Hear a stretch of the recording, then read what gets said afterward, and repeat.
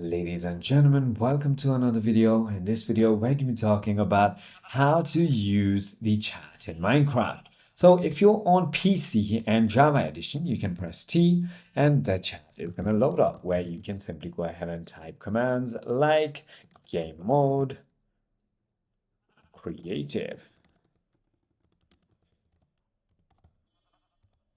And as you can see, your username and is going to say whatever you're saying right there. You can also use cheats by clicking / and then game mode creative, which is going to go ahead and change it to creative mode.